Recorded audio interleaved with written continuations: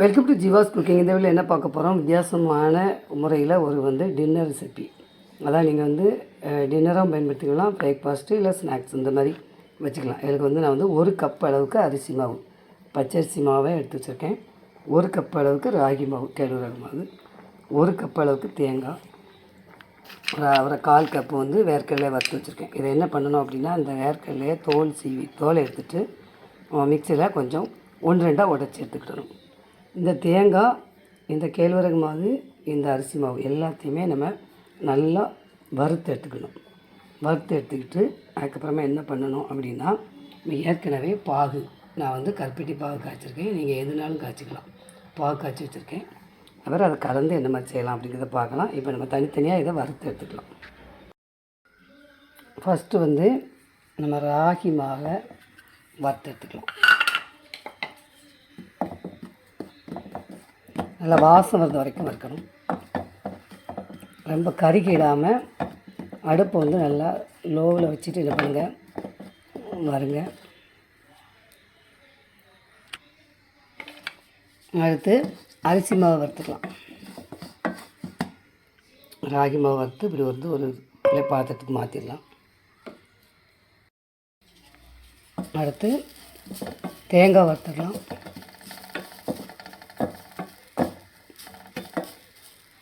இதுமாரி வேர்க்கடலையை தோலை எடுத்துகிட்டு மிக்சியில் 1-2 பொரிச்சிக்கலாம். இப்போ இதில் கேழ்வரகு, தேங்காய், அரிசி மாவு எல்லாமே நம்ம என்ன பண்ணிட்டோம், வறுத்து சேர்த்துட்டோம். இது கூட நம்ம வேர்க்கடலையை வறுத்து அதையும் கொஞ்சம் உடைச்சி வச்சுருக்கோம். இதையும் சேர்த்துக்கலாம். இப்போ என்ன பண்ணணும் அப்படின்னா, நம்ம இந்த கருப்பட்டி பாகு, நான் கருப்பட்டி சேர்த்துருக்கேன். நீங்கள் இதெல்லாம் சேர்த்துக்கலாம். இதை நல்லா வடிகட்டி இதில் சேர்த்துடணும். இப்போ இதை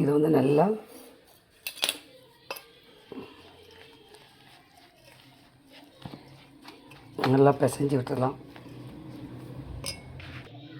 பாருங்கள், இந்த மாதிரி நம்ம இதை பிசைஞ்சு எடுத்துடலாம். இனி சின்ன சின்ன உருண்டைகளாக உருட்டி நம்ம இட்லி தட்டில் வச்சு அவிச்சு எடுக்கலாம்.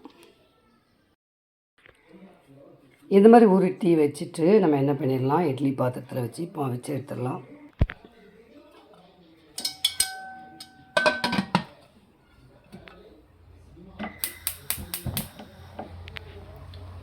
நல்லா வேகட்டும். அதுக்கப்புறம் என்ன செய்யலாம், அதுக்கப்புறம் நம்ம இதை முடிச்சுக்கலாம்.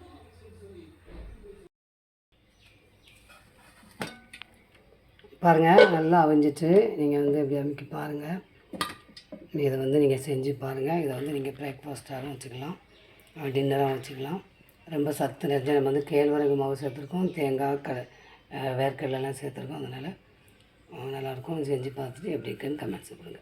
இந்த வீடியோ பிடிச்சிருந்து லைக் பண்ணுங்கள், ஷேர் பண்ணுங்கள், சப்ஸ்கிரைப் பண்ணுங்கள். தேங்க்ஸ் ஃபார் வாட்சிங்.